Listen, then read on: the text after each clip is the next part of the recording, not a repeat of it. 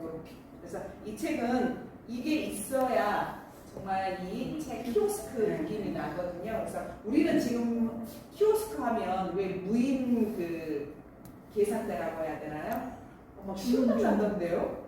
안 그러세요? 선생님 뒤에서 누군가가 기다리면 더더 그러니까 글자도 잘 안 보여. 막 빛이 막 반짝여. 이렇게 하다가 그다음에 터치 조금 늦게 하면 다시 초기 화면으로 돌아가고 되게 불편한데 우리는 키오스크 하면 이제 그걸 아는데 사실은 몇 년 전만 하더라도 버스 정류장 사람들 왕래가 많은 버스 정류장에 그 예전에 이제 그 승차권 이용할 때라든가 이런 데 보면 승차권 판매하고 토큰 판매하고 그랬던 곳이 있었잖아요. 그걸 이제 키오스크라고 하는 거예요. 그러니까 조그마한 길거리에서 이렇게 공간, 작은 공간에서 뭐 복권이며 신문이며 뭐 이런 것들, 껌이며 이런 것들을 파는 곳을 이제 키오스크라고 하는 건데요. 지금 그걸 연출을 하는 거예요. 그리고 여기에 보면 키오스크 밖에서 보이는 모습. 우리도 왜 이런 데 가면 그 안에 판매하는 분 안에 다 안 보이잖아요. 근데 뭐 주세요 하면 이제 그때 이렇게 판매하시는 분 모습이 보이는데 이렇게 밖에서 본 키오스크 모습이고 이렇게 펼치면 이렇게 되어 있어요. 이렇게 된 거죠. 이렇게 사실 이렇게 되는 거죠. 그리고 여기를 딱 펼치면 이제 키오스크 내부의 모습. 내부의 모습인데 여기서 독특한 게 여기가 출입문이에요. 출입문에 보여드릴게요. 이게 이제 밖에서의 보이는 모습이고 지금 쿠키를 먹으면서 여행 잡지를 보고 있어요. 그리고 이게 펼쳤을 때 이제 키오스크 내부의 모습이고요. 여기 이 부분이 여기가 문이에요. 출입문인데 거기에 보면 막 그 바다의 모습, 바다 사진들이 찍혀 있어요. 그리고 이 사람이 이 이야기의 주인공입니다. 그리고 이제 완전히 여기서부터 이제 이야기가 시작이 돼요. 지금 아침 일찍 이 키오스크에 신문 배달을 하고 여기다 놓고 가겠죠? 올가는 신문이나 잡지, 복권을 파는 아주 작은 간판대 키오스크를 오랫동안 지켜왔어요. 키오스크는 올가의 인생이나 다름없었지요. 이제 올가의 세상인 거예요. 그냥 쭉 읽을게요. 올가는 날마다 단골 손님들을 친절하게 맞았어요. 손님들이 뭘 사려고 하는지는 말하지 않아도 이미 알고 있었답니다. 이걸로 봐서 아주 오랫동안 운영했다라는 걸 알 수 있죠. 근데 여기에 인물들이 다 연결이 되어 있어요. 지금 여기에 한 남자랑 걸어오는 여자, 그다음 개를 데리고 산책하는 사람, 그 다음에 여기 아주머니도 있고요. 그 다음에 또 중간에 보면 여기 이제 이런 인물들이 이야기 속에서 계속 나옵니다. 강아지를 데리고 다니는 신사는 조간신문을 삽니다. 항상 제 꼬리를 잡으려 빙빙 도는 희한한 강아지예요. 연애에 늘 실패하는 소녀는 여성 잡지에서 고운말을 찾아 이 여성이 여기에 이렇게 연인하고 지금 방금 전에 이별을 통보받았나 봐요. 그래서 이렇게 울고 있어요. 지금 마스카라 다 지워져 있고요. 네. 악마 부는 아기는 막대 사탕 하나면 울음을 뚝 그친다는 걸 올가는 이미 알지요. 아기는 올가가 그걸 안다는 걸 알고요. 머리를 올려묶은 아주머니는 낚시랑 고양이랑 정치에 관심이 많아요. 선글라스를 낀 남자는 오늘의 운세를 읽은 뒤 복권을 사고요. 아침마다 달리기를 하는 남자는 10시 35분에 물 한 병을 사지요. 관광객들은 늘 현대미술관 가는 길을 물어봐요. 아무것도 안 사고 그냥 스쳐가는 사람들도 많아요. 저녁이 되어 일이 끝나면 올가는 기진맥진해요. 가끔 키오스크를 벗어나고 싶을 때면 여행 잡지를 읽는답니다. 석양이 황홀한 먼 바다 꿈을 꾸기도 하고요. 그래서 이제 밤에 유일하게 이제 올가가 누리는 시간은 이제 여행 잡지를 보면서, 그리고 그 여행 잡지 보고 있으면 막 떠나고 싶은 마음이 들잖아요. 이제 그런 것들을 상상하는 거죠. 그리고 이렇게 자기가 꿈꾸는 그곳을 생각하면서 이렇게 자기가 이렇게 올가의 하루는 매일 반복이 됩니다. 그러던 어느 날이었어요. 어느 날 아침 신문 뭉치가 평소보다 멀리 놓여 있었어요. 항상 문 앞에다 놔두는데, 그래서 문 열면 손으로 들여가기 편하게 되어 있는데 지금 이렇게 놔둡니다. 그래서 이렇게 지팡이 같은 걸로 뭘로 이렇게 끌어당기죠. 근데 이걸로 봐서 이제 올가의 성격이라고 할까요? 올가의 뭔가가 좀 보이죠. 지금 키오스크 밖으로 한 발짝도 안 나오려고 하는 거죠. 올가가 그걸 키오스크 안으로 들어 놓으려고 애쓰고 있는데 남자의 둘이 과자를 훔치려고 했어요. 자, 올가가 이렇게 애쓰고 있는 거를 저기 보이시나요? 왼쪽에 아이, 여기 요 아이 흙이 쳐다보죠. 그래서 기회를 노린 거죠. 그래서 저렇게 물건을 훔치는데 안 돼! 갑자기 올가의 세상이 뒤집혔어요. 그러니까 너무 급하고 막아서야 되는 마음에 하다가 이게 같이 엎어집니다.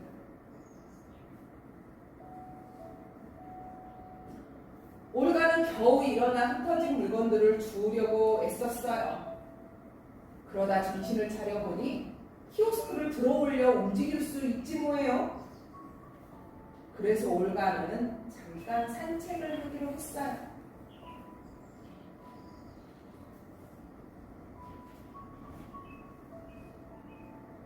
지금 늘 왔던 그 인물들이 저기에 있어요. 지금 올가를 보고 깜짝 놀라죠. 저기 늘 사랑을 기다리는 여인, 달리기를 하는 남자, 그 다음에 그 사탕 달라고 맨날 우는 아이. 이렇게. 산책길에 그 희한한 개를 데리고 있는 신사를 만났어요. 개는 신이 나서 올가 주위를 빙빙 돌기 시작했어요. 앉아, 람보! 주인이 말렸지만 목줄에 칭칭 감기는 바람에 균형을 잃은 올가는 그만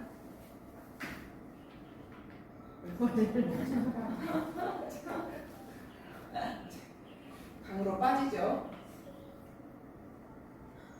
네. 강물은 올가를 태운 채 흐르고 흘러서 이렇게 계속 흘러가요. 점점 더 강물이 넓어지죠. 강이 바다까지 데리고 갔어요. 올가는 사흘 밤낮을 떠다니다가 큰 파도를 만나 바닷가로 밀려왔답니다. 네, 여기에 보면 작지만 처음에는 이렇게 당황하고 놀랐다가 지금 여기 바다에서 보면 즐기고 있는데 이제 올가는 해변에서 아이스크림을 팔며 살고 있어요. 저녁이면 황홀한 색양을 바라보면서요. 그 달리기 했던 남자 여기에서도 만나죠. 그 다음에 늘 사랑하는 사람을 찾던 여인이고요. 그 다음에 아이, 늘 사탕 하나 얻어먹어야 울음을 그쳤던 아이도 있고요. 엄마랑 이렇게 다시 다 만납니다. 이렇게. 저기 개 데리고 산책했던 남자, 올가를 넘어뜨렸던 그물로 그 개도 이렇게 만나죠. 그리고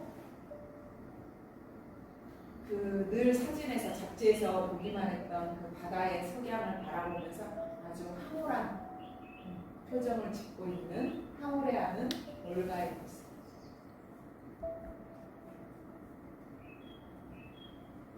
이렇게 끝나는 책인데 여기에 보면 이게 바뀌어 있는 거 보이시죠? 아이스크림 모양으로. 네. 이 책은 보면 우리가 뭔가를 내 현실에서 뭔가를 다른 걸 변화를 꿈꾸지만 또 완전한 변화는 두렵잖아요. 그래서 그런 이야기를 하고 있는 책. 이제 제가 몇 번 말씀드렸지만 저희 엄마가 늘 하시는 말씀, 내가 10년만 더 젊었어요. 그러니까 거기에 보면 되게 변화를 두려워하는 그런 부분이 느껴지거든요. 그래서 저도 이제 생각해 보면 이제 제가 그때 말씀드렸잖아요. 저도 늘 앉아서 꼼지락거리고 맨날 책 보고 이런 일만 하니까 좀 몸을 움직이고 싶은 일을 하고 싶다. 근데 막상 이제 뭐 알아보니 뭐 내가 원하는 뭐가 없다라고 했지만 제가 진짜 그 마음이 100%를 넘어섰다면 어떻게 해서든지 했었을 것 같은데 저에게도 이제 이런 키오스크 같은 게 있는 거죠. 뭐를 해도 그게 이제 같이 움직여야 되는데 한꺼번에 아예 없었던 것처럼 새로운 걸 다 하는 거는 쉽지 않다라는 거죠. 그래서 이 올가의 이야기가 어린이들을, 유아들이 어떻게 하겠어요? 유아들은 아마 여기 이제 이런 것들을 재밌어 하겠죠. 요런 거 개 이렇게 해서 이렇게 넘어지는 거라든가, 그 다음에 여기 이렇게 푹 딱 들리는 거 이런 거 재미있어 하겠죠. 하지만 작가가 이 작품에서 하고자 하는 이야기를 아이들은 절대 이해를 못하죠. 이게 이제 어른이 되고 또 어떤 분들은 그런 저희 때만 해도 왜 이런 거 있잖아요. 내가 하고 싶은 일이 따로 있고 근데 내가 하고 싶은 일을 하자니 생계가 걱정이고 그때는 이제 생계가 문제였잖아요. 그래서 이제 생계를 위해서 이렇게 하다가 이제 내가 그토록 바라던 거를 더더더 좀 안정을 취하고 나면 이거가 잊혀지지 않아서 내가 이제 이제는 해도 될 것 같다 해서 하시는 분들도 있고 또 어떤 분들은 이렇게 안정이 되면 이제 이걸 취미 삼아서 또 하시는 분들도 계시고 그죠? 그런 여러 가지 의미로 이제 읽혀지는 책이에요. 그래서 상당히 볼 때마다 그 키오스크의 의미, 올가에게 키오스크. 올가에게 키오스크는 가장 자신이 마음이 편한 곳이죠. 그러면서도 이 어디론가 키오스크라는 것은 굉장히 좁은 공간이고 딱 그 자리에 북박혀 있잖아요. 그러면서도 올가는 항상 어디 여행을 꿈꾸고 이러잖아요. 근데 막상 그러려고 하는데도 키오스크 밖으로 오면 한 발짝으로 또 못 나가죠. 그러다가 우연한 기회에 이제 키오스크와 함께 바다로 이제 가게 됐는데 우리의 삶이 그러지 않는가. 우리가 일단은 먹고도 살아야 되고 또 부양하는 가족도 있고 이러다 보니까 그런 것들이 이제 비춰지는 거죠. 그러니까 윌리엄 스타이그라는 작가가 있어요. 그 선생님들 아마 치과 의사 조정도 선생님. 그 다음에 이제 저는 그 윌리엄 스타이그의 책 중에서 그 책을 정말 좋아해요. 진짜 도둑이라는 책이 있거든요. 진짜 도둑은 이제 그러니까 윌리엄 스타이그가 그림책 작가이지만 몇 편의 아주 멋진 동화를 남겼어요. 근데 저는 제가 봤었을 때 동화라기보다도 진짜 도둑이라는 책은 우화예요. 우화. 그리고 어린이보다는 우리 사회 구성원들이 다 함께 읽어야 돼요. 그 믿음이라는 거. 믿음은 어디에서 빚어지는가, 어디에서 나오는가 이런 부분에 대한 그 다음에 이제 그 복지에 관한 이야기도 거기에 깔려 있어요. 그래서 굉장히 깊게 토론을 할 수 있는 책인데 아무튼간에 그 윌리엄 스타이그가 남긴 동화 책들이 되게 좋아요. 도미니크라든가 그 다음에 아벨의 성 같은 책 정말 근데 비룡소에서 이번에 그 재작년에 판본을 사가지고 윌리엄 스타이그 책을 다 이제 비룡소 컬렉션으로 지금 사들이고 있어요. 그래서 다른 출판사에서 펴냈던 거를 다 비룡소 편으로 지금 펴내고 있는데 그 윌리엄 스타이그가 원래 60살이 넘어서 그림책 작가로 데뷔하거든요. 그래서 60이 넘어서 만든 책이다 보니까 인생 경험이 많잖아요. 그래서 책이 한 번도 약간 함량 미달의 책이 없어요. 그러니까 앤서니 브라운 엄청 유명한 작가잖아요. 근데 앤서니 브라운 책은 우리가 유명해진 다음에 우리가 책을 봤잖아요. 그래서 앤서니 브라운의 초창기 책들을 보면 이게 앤서니 브라운 책이라고? 왜 이래? 아닌데 막 이런 마음이 들거든요. 근데 윌리엄 스타이그 책에는 그런 게 전혀 없어요. 왜냐하면 인생 경험을 이제 회갑을 넘겼으니까 인생 정말 큰 획을 그었잖아요. 그 후에 낸 책들이어서 그러는지 한 권도 허투루 된 책이 없습니다. 근데 이 윌리엄 스파이크가 일찍 가장이에요. 그러니까 여기는 만능 스포츠맨. 그래서 이제 스포츠맨이다 보니까 운동신경도 발달되어 있고 운동도 아주 좋아하고 잘하고 그래서 아마 집안 형편만 됐으면 운동선수가 되지 않았을까 싶기도 하는데 자기가 이제 부모님 대신에 동생들을 책임져야 되니까 돈벌이를 하는 거예요. 자기가 돈벌이를 한다는 거는 자기가 가장 잘할 수 있는 일을 하는 거죠. 그래서 캐리커처를 그려요. 만평. 그래서 일찍부터 신문사에서 평생을 그렇게 해서 가족을 부양해요. 그러면서도 늘 모험을 꿈꿔요. 이 사람이 가장 소원이 뭐였냐면 요트를 타고 세계 일주하는 거예요. 근데 이제 그거는 이루지 못한 것 같은데 그걸 이제 담은 게 아모스와 보리스라는 책이에요. 근데 윌리엄 스파이크가 늘 모험과 도전을 꿈꾸고 하지만 현실은 늘 부양하는 가족이 있었다라는 거. 그래서 이야기 속에 보면 도미니크라는 책도 그렇고 아벨의 성도 그렇고 그다음에 아모스와 보리스라든가 이런 책들을 보면 항상 도전과 길을 떠나는 이야기가 많이 나와요. 도전하는 거, 모험하는 이야기가. 근데 이 윌리엄 스파이크가 이 책을 보는데 윌리엄 스파이크가 그렇게 떠오르는 거예요. 윌리엄 스파이크의 키오스크는 무엇이었을까? 그리고 이 윌리엄 스파이크가 그 키오스크 안에서 늘 꿈꿨던 건 그런 보트를 타고 세계를 일주하는 그런 게 아니었을까. 그래서 이제 대신 그 만족을 책으로 이제 책에서 이제 풀어내지 않았나 싶은데 이 윌리엄 스파이크의 이야기의 모든 주제는 사랑이에요. 그리고 세상에서 나를 믿어주는 것. 그게 가족이든 뭐 연인이든 친구든 간에 나를 믿어주는 것. 요걸 이야기하거든요. 근데 윌리엄 스파이크가 결혼을 3번 했어요. 3번 했던가 4번 했던가 아무튼 이혼을 3번 했어요. 그러니까 아마도 우리가 이제 가정을 갖는다라는 안정을 추구하는 거잖아요. 근데 윌리엄 스파이크는 늘 모험과 도전을 꿈꾸는 삶을 꿈꿨기 때문에 그런 점에서 조금 결혼을 여러 번 할 수밖에 없었던 게 아닐까 이런 생각도 좀 해봅니다. 그래서 이 책을 보면서 키오스크 그리고 그러고 보면서 또 그런 거예요. 저희 아버지의 키오스크는 뭐였을까? 저희 아버지한테 키오스크는 가족이지 않았을까? 어떤 책임감? 그래서 늘 당신한테도 꿈이 있었고 하실 일이 있었을 텐데 저희 아버지가 얼마나 무모했냐면 이제 우체국 직원으로 채용됐다라는 통지를 받은 거예요. 얼마나 좋았겠어요?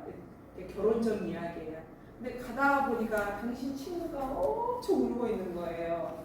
어머니가 이제 병에 걸려서 곧 돌아가시게 생겼는데 뭐 부양을 해야 되는 할 수가 없으니까 우리 아버지가 친구한테 그 채용통 비서를 주고 네가 이래야 아이고 그 말을 듣고 찐친. 그렇게 찐친도 아니었대요. 근데 측은지심이 너무 많아서 네, 측은지심이 너무 지나쳐서 당신 아까는 연락하셔야 되는데 근데 그럴 수 있어요? 저요? 아니 옛날에는 그런 것들이 조금 이렇게 치밀하지 않았나 봐요. 그래서 그 채용 통지서 가지고 가서 네가 이래라 하고 옛날에는 그랬었다고 하더라고요. 사진도 없어. 근데 이제 그분 입장에서는 늘 아버지한테 빚지는 느낌이 이렇게 들어서 아버지를 이제 자꾸 피하게 되는 거죠. 아, 피해? 왜냐면 그래서 그런데요 사람 사이에 빚이 있잖아요. 그러니까 돈 빚을 떠나서 그러면 그 마음의 빚이 있기 때문에 오히려 더 우리는 저 사람이 나한테 이랬으니까 이렇게 하겠지. 우리는 보통 그렇게 생각하잖아요. 근데 정작 그 상황이 되면 부담감 때문에 이렇게 그래서 교도소에서 그 재소자들의 어머니라고 불리는 분이 아침마당에 나왔는데 그분들 재소자들에게 늘 엄마 역할을 그러니까 가족 역할을 대신해서 늘 편지하고 이랬던 분도 그분들이 딱 출소하잖아요. 더 이상 연락을 하지 않는데요. 그게 서로가 상처받지 않는 거. 그러니까 본인도 자신을 지키는 방법이기도 하고 또 그 입장에서는 그 안에서는 이분이 빛과 같은 존재였지만 막상 나왔었을 때는 이제 부담이 되는 거죠. 그래서 그 이야기를 하시더라고요. 그래서 사람 사이라는 게 그러니까 내가 뭔가를 누군가에게 뭔가를 베푼다 했었을 때는 아예 그런 것까지도 생각하지 않고 해야 되는 게 내가 상처받지 않는 그런 거라는 생각이 드는데 저희가 좀 어리석어서 아버지가 정말 하고 싶었던 건 무엇이었을지 그래서 아버지는 그 다음에 어떻게 되셨어요? 그래서 그냥 이제 장성 시멘트 공장을 이제 들어가셔서 거기서 일을 하셨죠. 네. 근데 이제 거기서도 그러니까 엄마가 일을 무지 많이 했던 것 같아요. 그러니까 측은지심 너무 넘치는 분이라 그때 이제 방이 그러니까 그 시멘트 공장 주위로 이제 거기가 이제 주야가 없었나 봐요. 그 이제 그 당시에 이제 시멘트 공장을 굴리려면 그러면 이 사람들이 그 장성에 사는 사람들로 다 안 되겠죠. 그러니까 시멘트 공장 주위로 이렇게 그러니까 지금으로 치면 언능촌 같이 그렇게 이제 그래서 그 사람들 그래도 밥은 먹어야 되잖아요. 겨울에 이제 그래도 김치라도 있어야 되잖아요. 그래서 엄마가 그 당시에 그러니까 30쯤의 엄마가 그 당시에만 해도 김장을 할 때 500포기 다 해동된 거를? 그래서 그 사람이 혼자 사는 사람들한테 한 포기씩이라도 그래서 제가 아직도 저 어린 나이에 그 기억이 있어요. 그래서 엄마한테 물었어요. 엄마, 난 어렸을 때 엄마가 진짜 김장을 아주 엄청 많이 했던 기억이 있는데 엄마 그게 어떻게 됐어? 그랬더니 엄마가 웃으시면서 그때는 배추가 지금처럼 안 컸어야 그러시더라고요. 그래도 어찌됐건 간에 600포기 뭐 700포기를 한다라는 거는 그래서 저는 어렸을 때 기억이 그 과일 같은 거를 끊이지 않고 먹었던 것 같아요. 그러니까 그분들이 이제 아빠한테 이렇게 받았잖아요. 근데 다들 시골 출신이잖아요. 집에서 농사 지는 것 중에 최고 좋은 걸 가져다 줘요. 수박이든 포도든 복숭아든. 그래서 저 어린 기억에는 우리 집이 그렇게 부자는 아니었지만 풍성했던 기억이 있는 거예요. 그러다가 이제 아버지가 이제 뭐 빚보증에 뭐해 해가지고 이제 차까지 다 날아오고 뭐 항아리까지 다 붙고 이러면서 이제 또 삶이 이제 바뀐 거죠. 근데 생각해 보면 그래서 아버지는 늘 식구들을 부양하느라고 당신의 꿈을 얼마만큼 생각하고 살았는지 이런 생각을 한번 해보게 되는 거죠. 그래서 이 키오스크는 저 자신도 비춰보는 이야기지만 우리 부모님은 어떤 마음이었을까?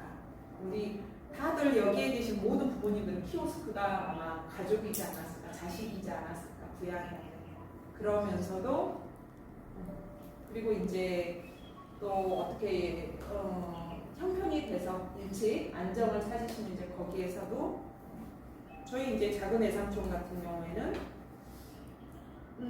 또 그랬던 것 같아요. 그러면서 이제 당신은 이제 일찍 그 화순에다가 이제 거처를 마련해서 저희 이제 작은 애삼촌이 자연인이다에도 나오셨거든요. 그러니까 가장 지적인 자연인 그 당시에 지금은 이제 자연인도 이제 여러 사람들 있잖아요. 그래서 그 자연인이다 책도 만들어졌잖아요. 그때 이제 책에 제일 앞에 나온 분이 저희 이제 작은 애삼촌이시거든요. 근데 제가 이제 책을 읽게 된 것도 그 작은 애삼촌 분인데 늘 혼자서 독학을 하고 그래서 나중에는 이제 거기 화순에다가 이제 그러니까 이제 젊었을 때는 이제 배를 타고 다니면서 외갓집에서 그 망했던 재산들을 다시 다 되찾은 거예요. 선산이면 논이면 이런 것들을 그리고는 이제 당신을 위해서 이제 화순 경치 좋은 곳에 집을 황토로 당신 직접 책 보고 배워가지고 집을 짓고